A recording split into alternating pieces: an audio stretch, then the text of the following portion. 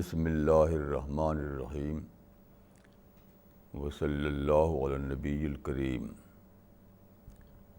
रब्बिश्रह ली सदरी वयस्सिर ली अमरी वहलुल उक़्दतम मिन लिसानी यफ़क़हू क़ौली। The topic for this morning is Universal Brotherhood and Islam. Yesterday, I happened to meet a scholar. He was a humanist. He said that I have read Islam and I can say that in Islam there is no concept of universal brotherhood. He said that according to my study, Islam believes in Muslim brotherhood. He said that the greatest Jamaat of present Muslims is a well-known Jamaat. They claim that they are the greatest organization and it is a universal organization according to their claim. In their principle, there is ikram a Muslim, but not ikram a insan. Any respect to Muslims is there, but there is no reference of respect to human being. I said that if you want to know what is Islam, first of all, you have to detach Muslims from Islam. You have to differentiate between Islam and Muslims. You have to judge Muslims in the light of Islamic teachings and not vice versa. So, first of all, you have to determine what is your subject. Is it to know Muslims or is it to know Islam? So he said that no, I want to know about Islam. Then I said that your concept is quite baseless.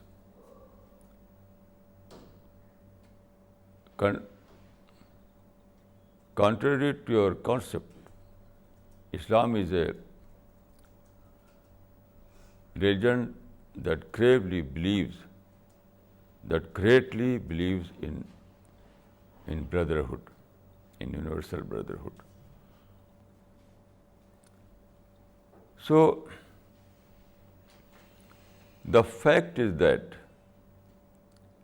I have also studied Islam from its original sources. Islam is my subject. I have studied all those sources that are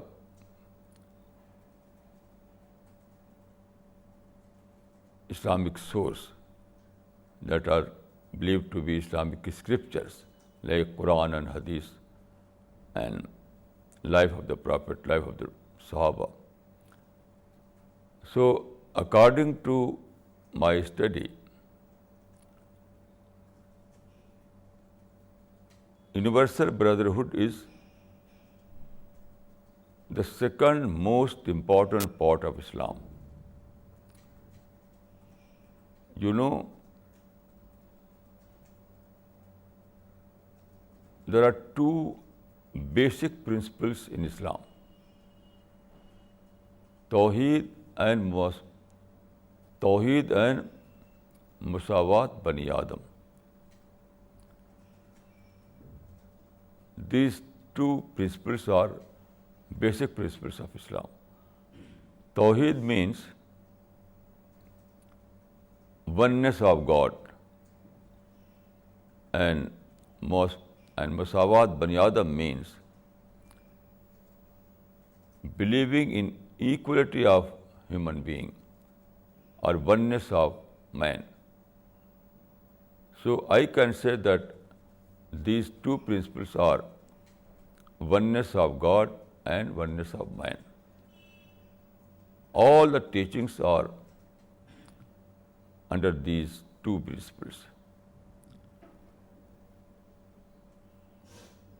If you take a copy of the Quran,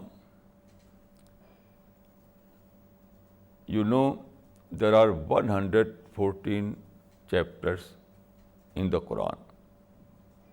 114 chapters in the Quran. So the first verse, the very first verse tells us, the very first verse tells us that Alhamdulillah Rabbil Alameen. This is the first verse of the Quran. And this verse tells us that God is Rabbul Alameen, Lord of the mankind. In Quran there is no such word as Rabbul Muslimin. So God is not Rabbul Muslimin. God Almighty is Rabbul Alameen. Alhamdulillah Rabbil Alameen. This is the first verse of the Quran. Then the last chapter, that is An-Nas. In the last chapter also the same principle is mentioned in these words. Qul a'udhu bi Rabbin Nas. Rabbun Nas. In the first chapter, God was mentioned as Rabbul Alameen. And in the last chapter, God is mentioned as Rabbun Nas. Both words have the same meaning. That is, Lord of mankind. So here you can see that universality is interwoven in the whole fabric of Islamic religion. Then, first of all, dealing with this subject, first of all, we have to evolve an ideology of universal brotherhood. So what is that ideology? According to my experience, there are two basic ideologies. One is based on monism and the second is based on monotheism. So the ideology based on monism believe that whole cosmos is one and the same.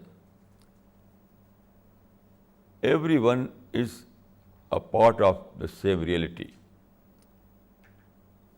So they believe that there is no two entity like God and man, or creator and creature. All are like an ocean. This is called Advaitwad. So Advaitwad and monism is one and the same.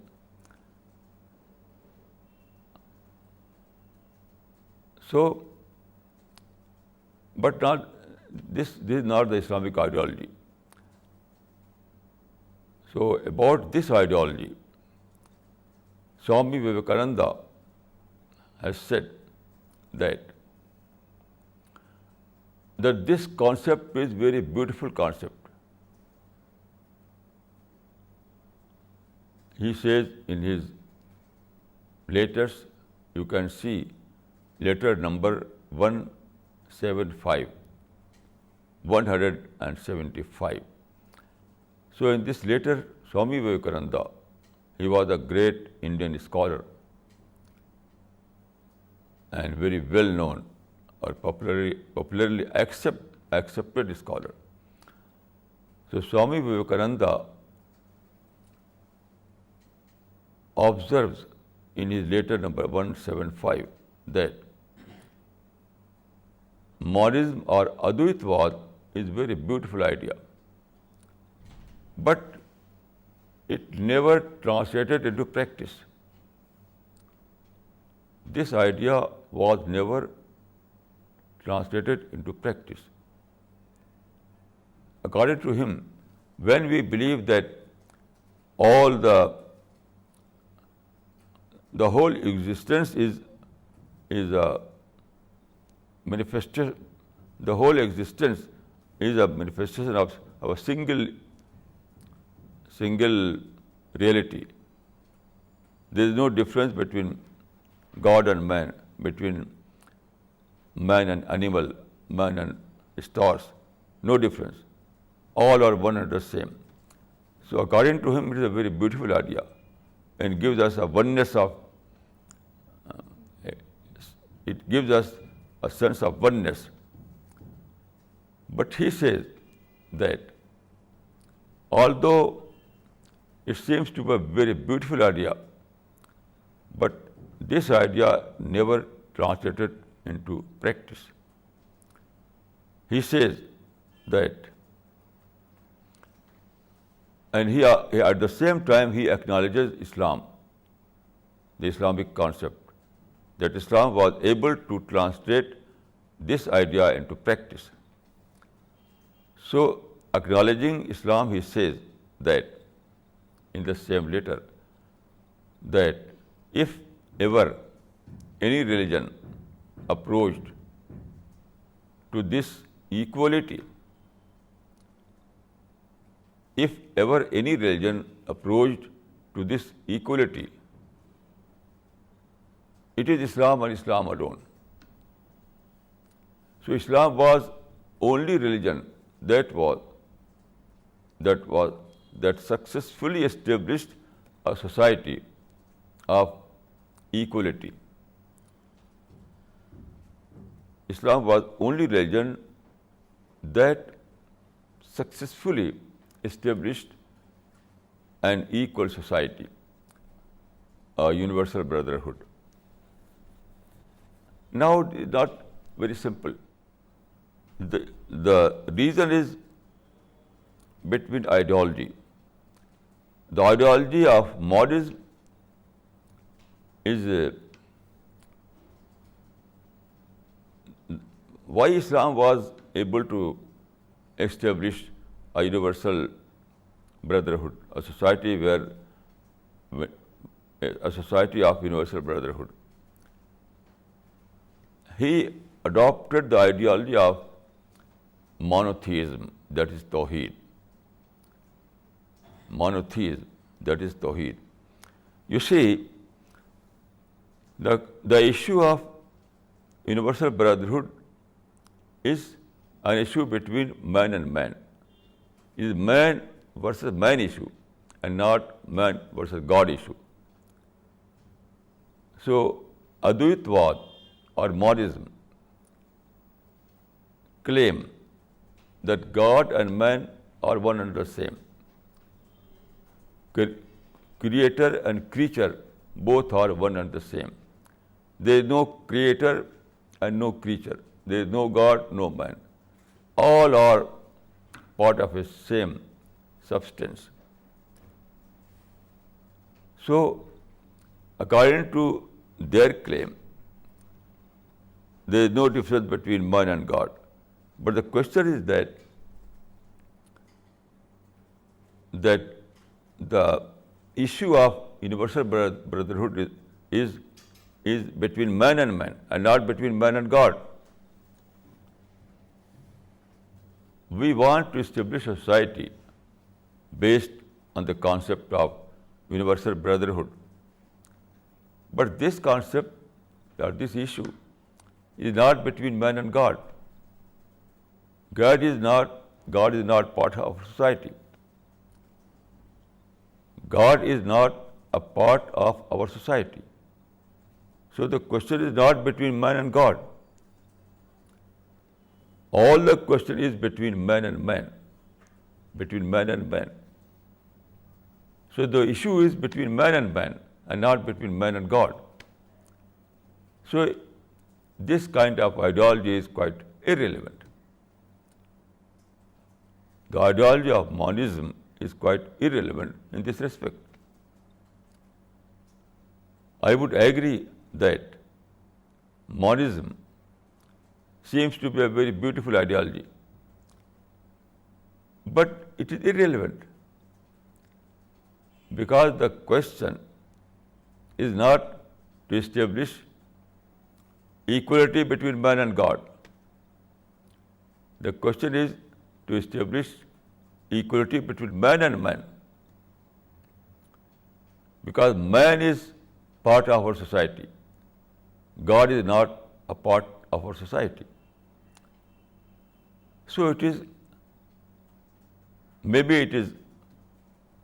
I can say there is a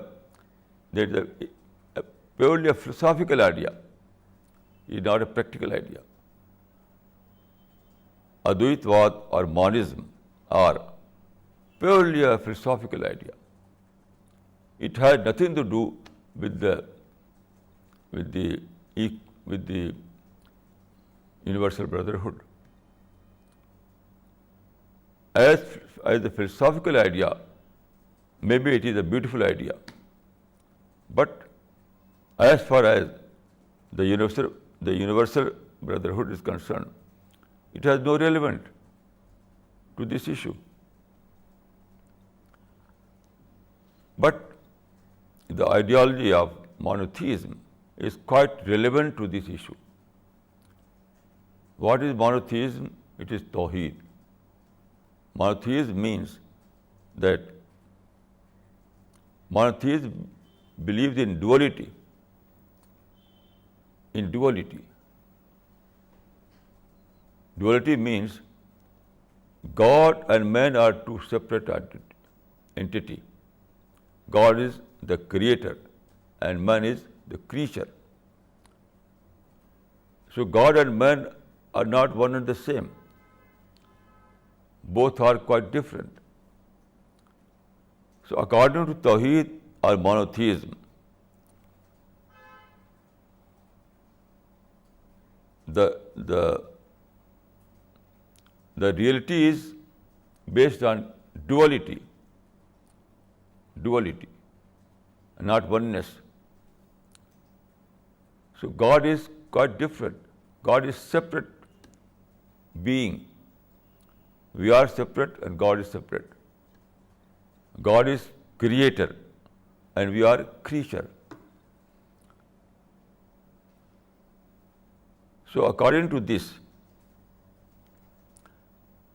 so the concept of monotheism is quite relevant to our issue. So when I see that the ideology of,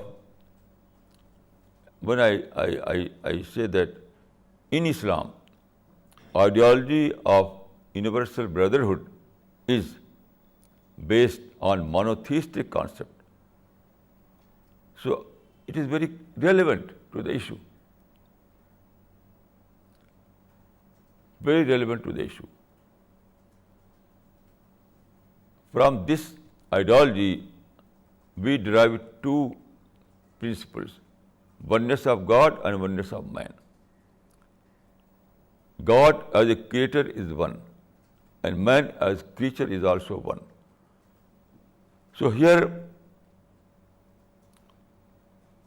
So according to this ideology, we can evolve a very relevant formula, a very relevant ideology, that God is one and mankind is also one.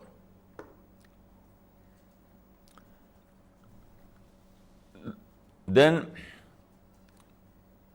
there is a very relevant hadith. اتقوا الله حيثما كنتم وعاشروا الناس بخلق حسن. It means that this gives us the picture of a believer. This hadith gives us the true picture of a believer. And according to this definition, Mu'min is one who believes in oneness of God, and he believes that I am accountable to God. Ittaqullaha haythuma kuntum. Mu'min is one who believes that I am accountable to God. Ashir an-nas bikhulqin hasanin. Then Mu'min is one who adopts friendly behavior to all mankind. These are two basic principles of Islam. That you are accountable to God, and then you have to adopt friendly behavior towards all mankind. This is a very practical formula. And due to this practical formula, Islam was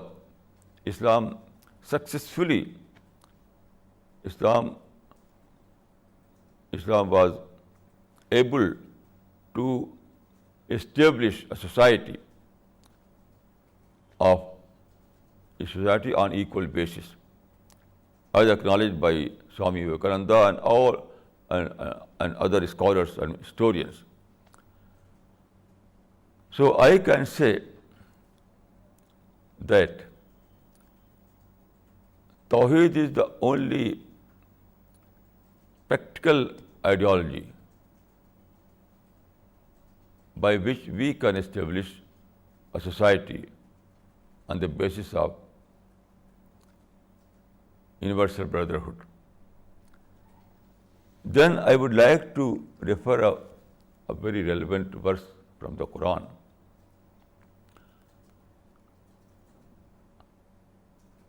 Quran says that خَلَقَكُم مِّن نَفْسٍ وَاحِدَةٍ. God created you from a single soul. God created you from a single soul. This verse was revealed in the first quarter of 7th century.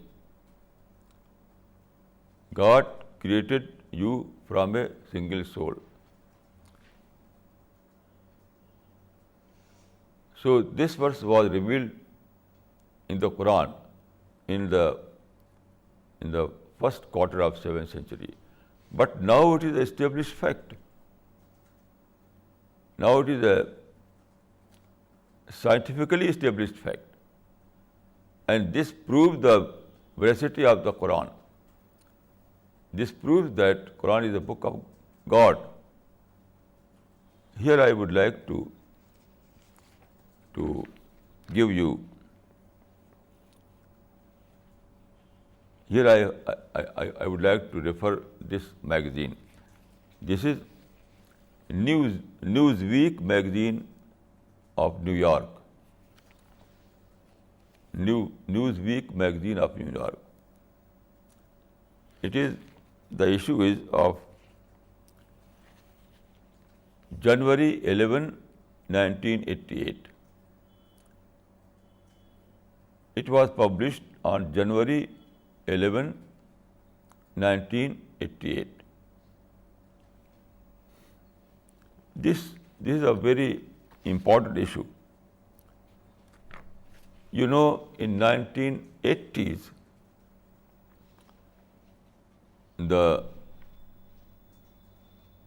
some American scholars and some American universities conducted a very important survey in 1980s, that was they wanted to know the origin of human race by DNA principles and through molecular biology. Molecular biology is a very new discipline in science. So they wanted to know about the genesis of mankind. So the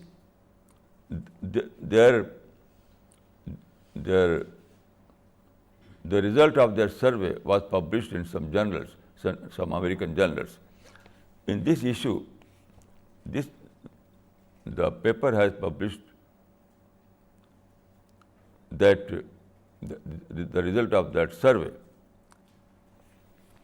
So this survey shows us that all humankind, all men and women, have common ancestor.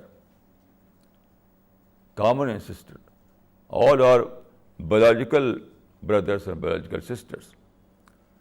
Through biological studies,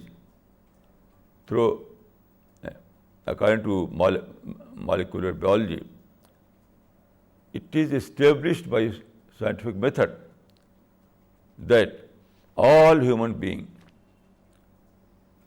have a common ancestor.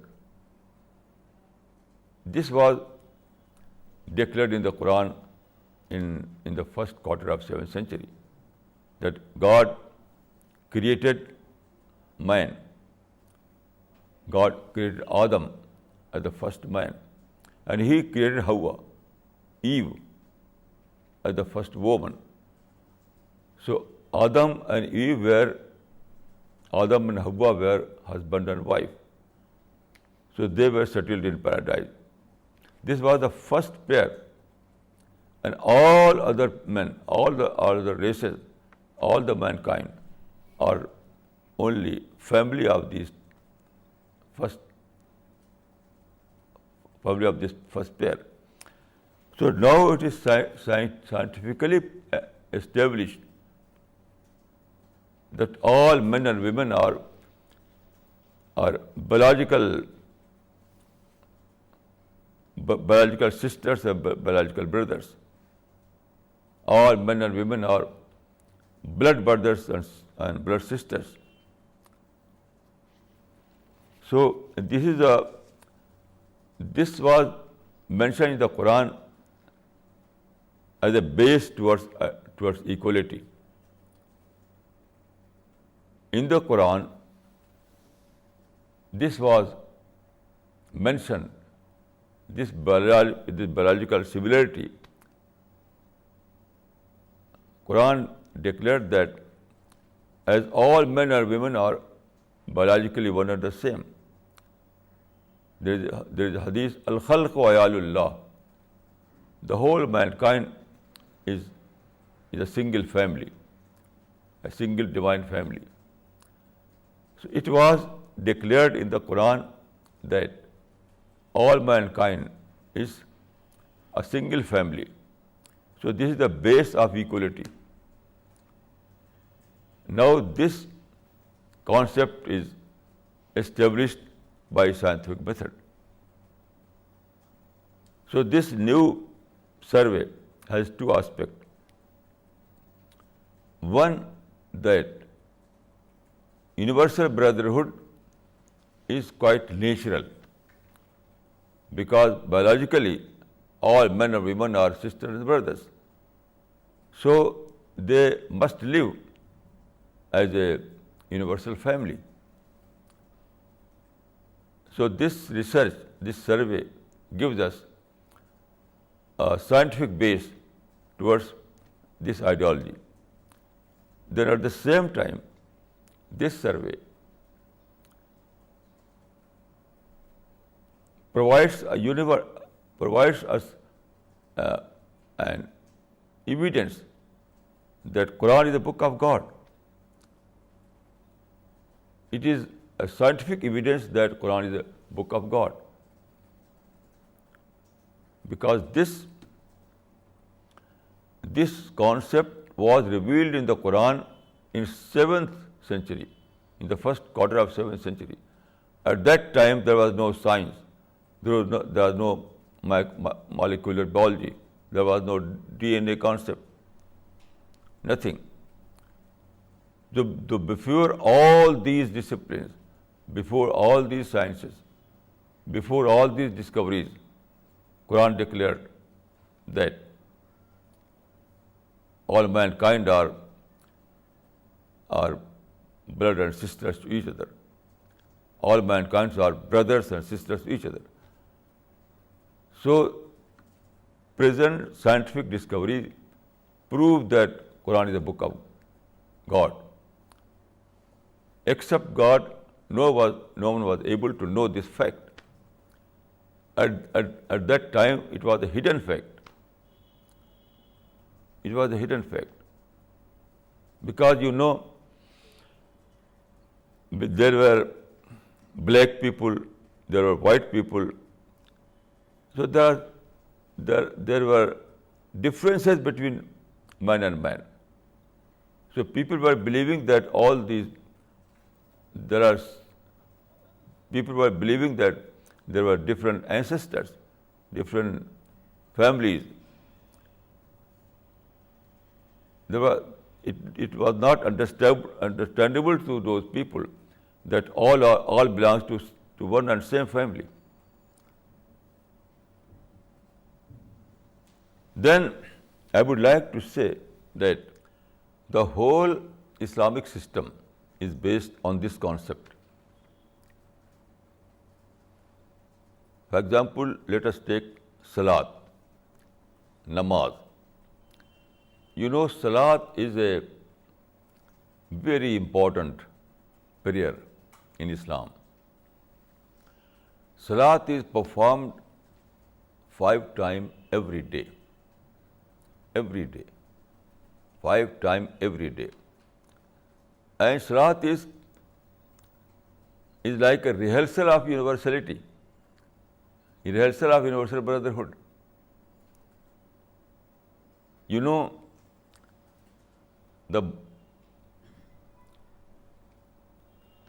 In every Salat, in every namaz, the most repeated word is Allahu Akbar. Without Allahu Akbar, there is no Salat, no namaz. So during 24 hours, this word, Allahu Akbar, is repeated no less than 250 times. 250 times. Every day. And what is the meaning of Allahu Akbar? Allahu Akbar means God is great and all others are equal. Nobody is great other than Allah. Allahu Akbar. God is great and no other is great. So it means that God is great and all others are equal. So it is the declaration of equality. Every azan and every salat is like a declaration of equality.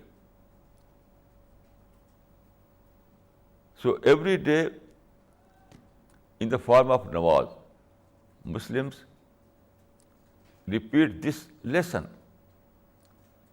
All the Muslims gather in a mosque and they perform namaz. There is no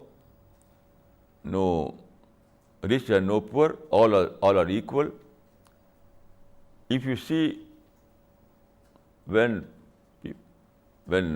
Muslims are performing namaz, you can say that all are equal. There is no difference at all.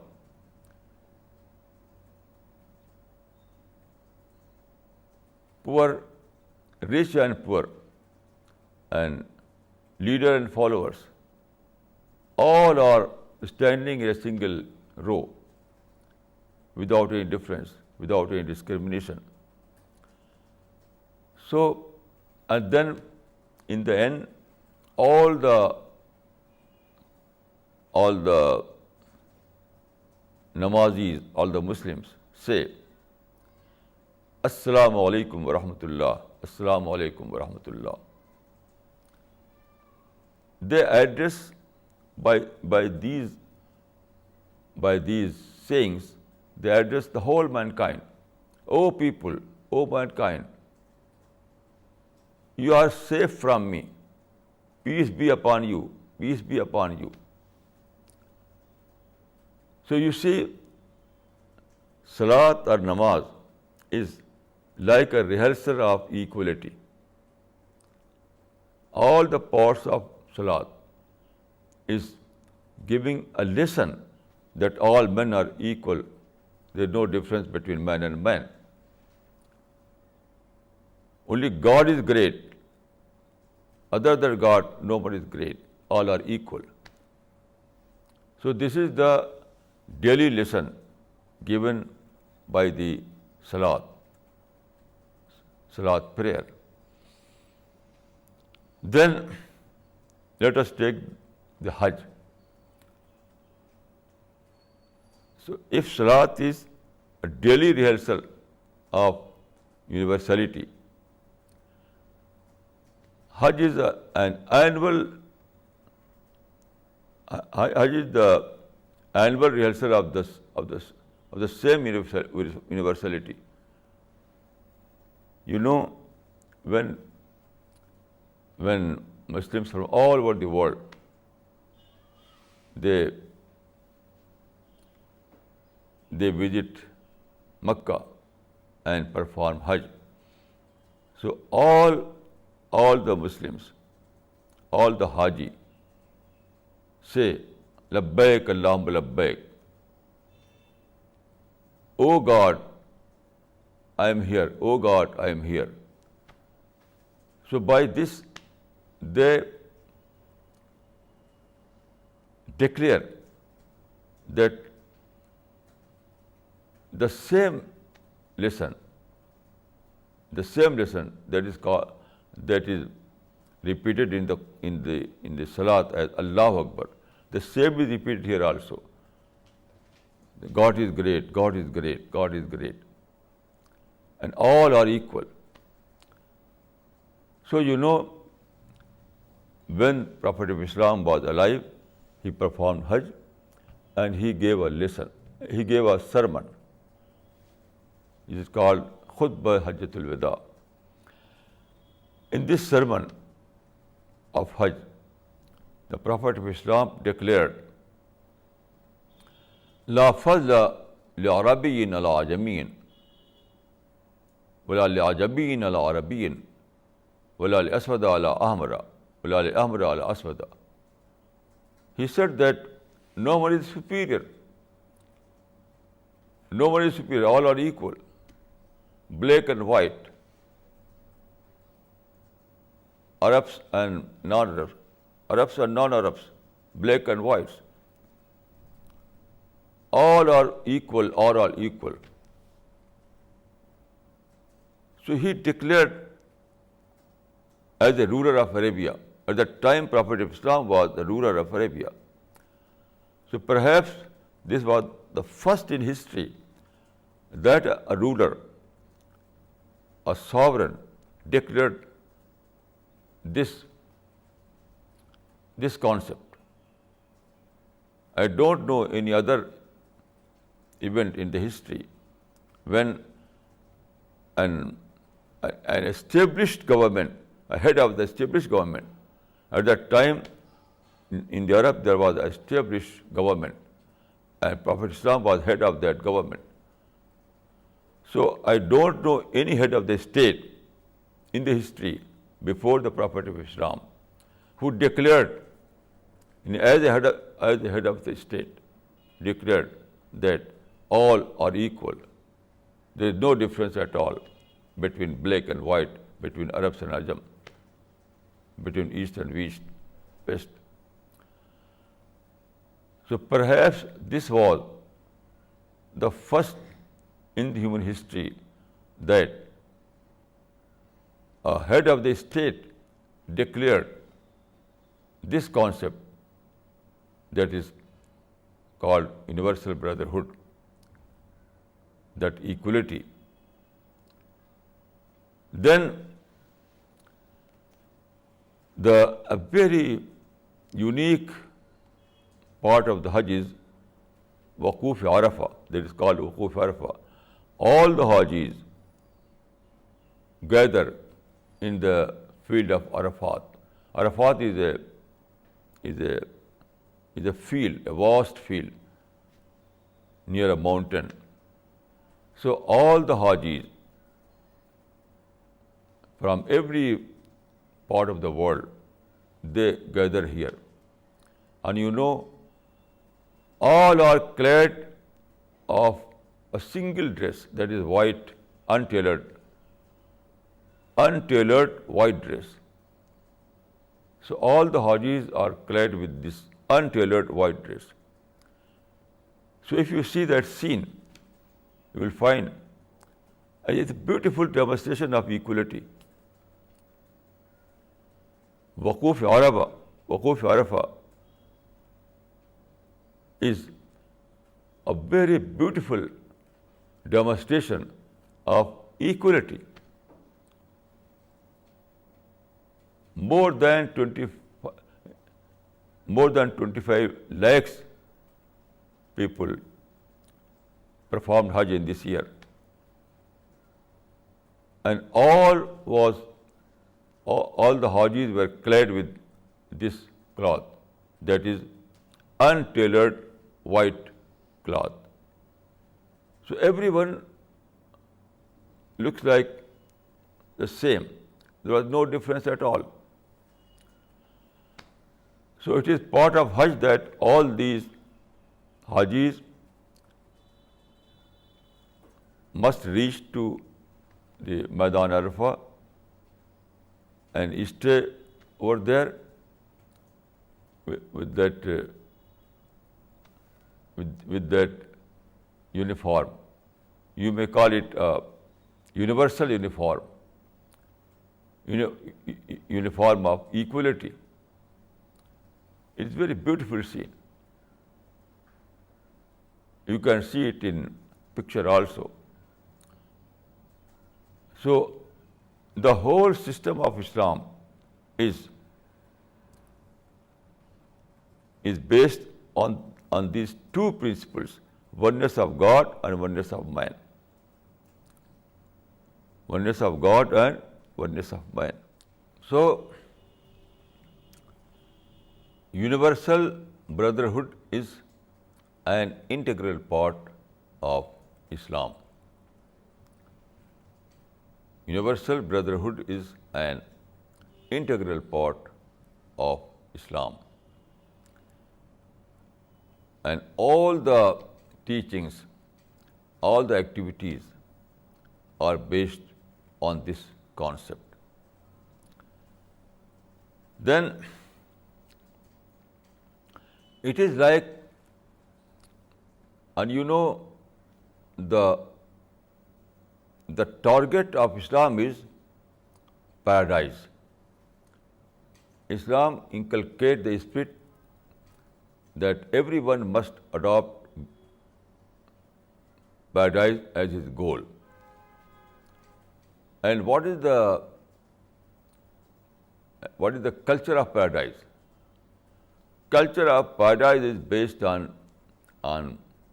unity, on equality.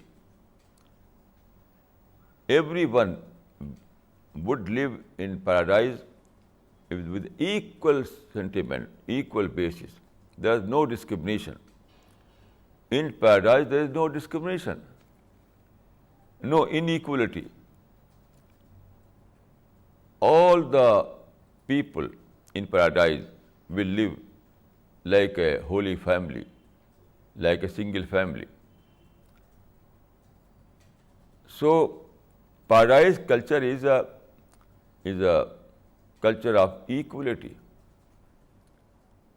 and this is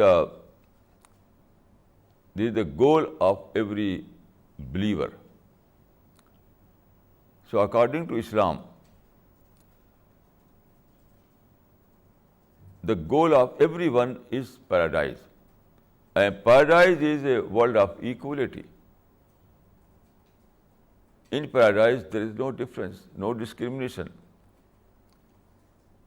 no superior and inferior.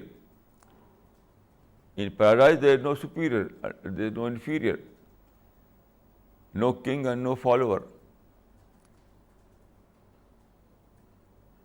no inequality of any kind. So paradise is a dreamland, and this dreamland is based on equality, the concept of equality.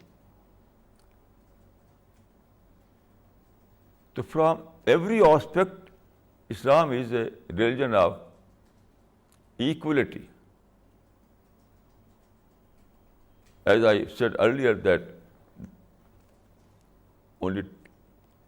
in Islam, that the whole Islamic fabric, the whole Islamic teachings are based on two principles: oneness of God and oneness of man. This is the Islamic, this is the ideology of Islam. And then I would like to add one more point. Islam gives us the concept of equality. Islam, or monotheism, or Tawheed, gives us the concept of equality. And at the same time, Islam gives us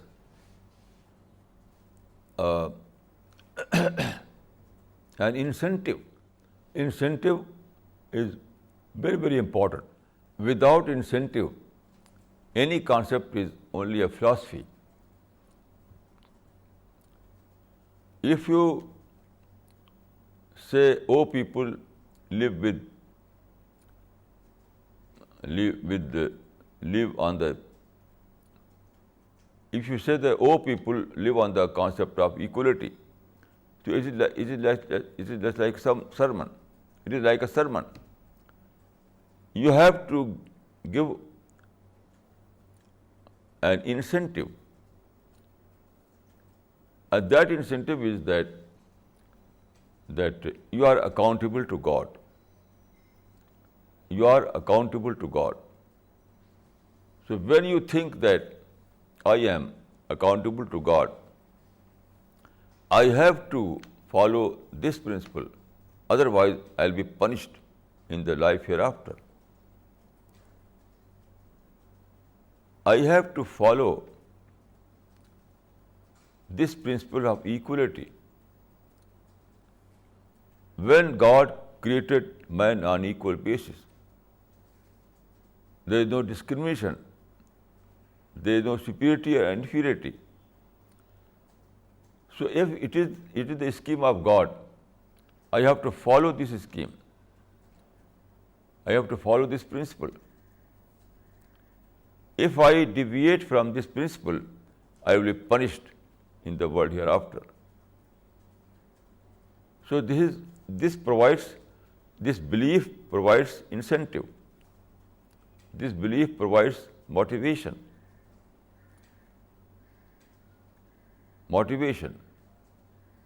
For example, in Medina, there was a Muslim, his name was Abu Masood. So what happened? One day he became angry to his servant, and he started beating. The Prophet of Islam saw this. The Prophet of Islam saw it, and he said, "Alam Aba Masood, lallahu aqdaru alayka minka ala hadha al-ghulam." O Abu Masood, you have to know that God will punish you you have to forgive your servant. Otherwise, you have to face the punishment of God. So instantly he stopped and he said, I was wrong. So why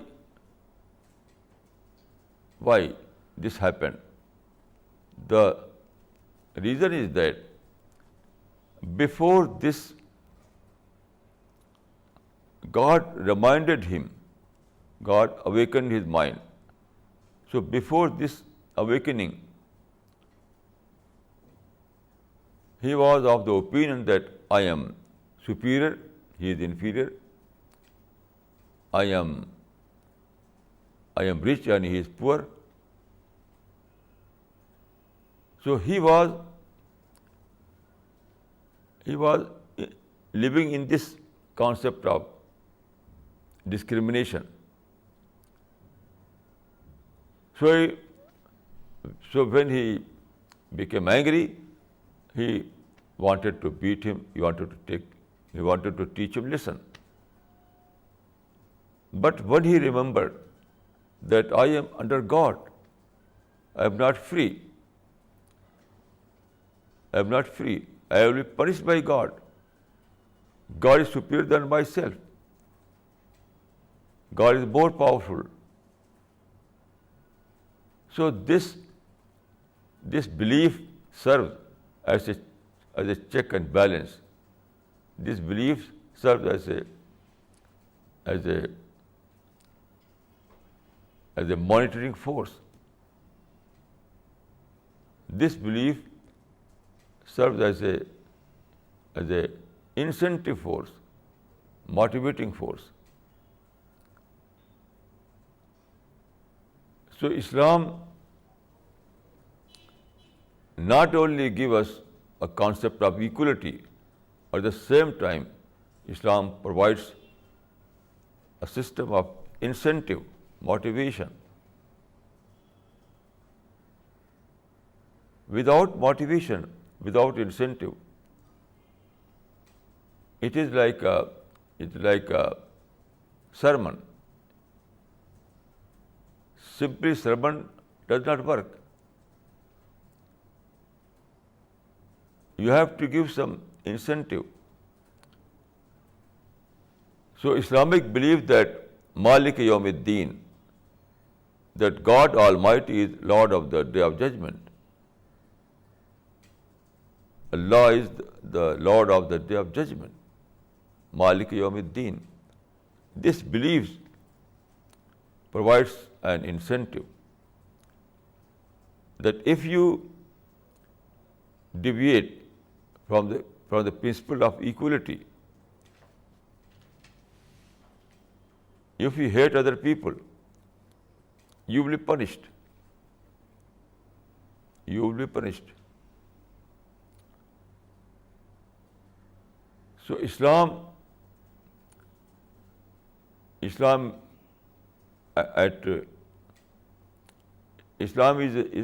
the system of Islam is based on equality, but at the same time Islam provides the incentive. Otherwise, all these things will reduce to a philosophy. Then there is another point. There are so many points, but one point is that Islam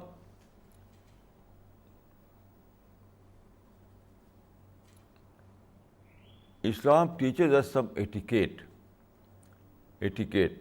Like when you meet, you have to say, Assalamu alaikum. If you meet to anyone, you have to say, Assalamu alaikum.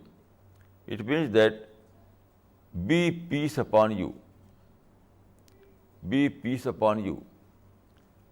It means that every true believer must live in this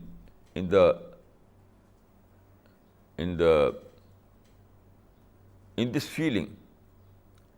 Every true believer must live in this feeling of peace, feeling of compassion. So, to establish a society on equal basis, it is very, very important that people must live in compassion, in peace, without no hate, no anger, no malice. The Prophet of Islam once said to a companion that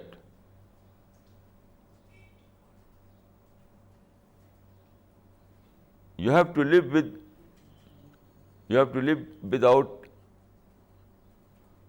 without malice. ليس في قلب غش لأحد. You have to live in such a way that you have no malice in your heart to anyone, against anyone. This is also a basis of equality. It is very, very important to live with the sentiment of compassion, with sentiment of peace. If people have anger in their heart, if people have hate in their heart, if people have malice in their heart, then there is no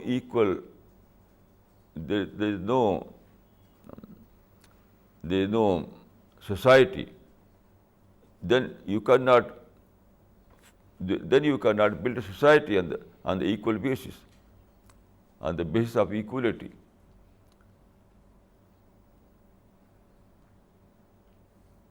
It is very, very important that all the members of society must live in compassion, in positive thinking, with the spirit of forgiveness, with the spirit of tolerance. All these things are very important. Otherwise, there is no equality. In a society where people are living in a society where people are living in negative sentiment, in that society you cannot establish a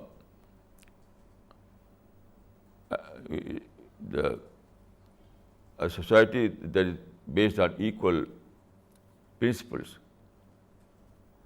Universal brotherhood requires positive thinking.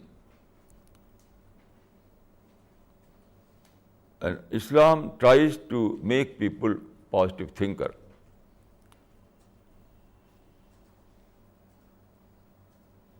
أقول قولي هذا وأستغفر الله لي ولكم أجمعين.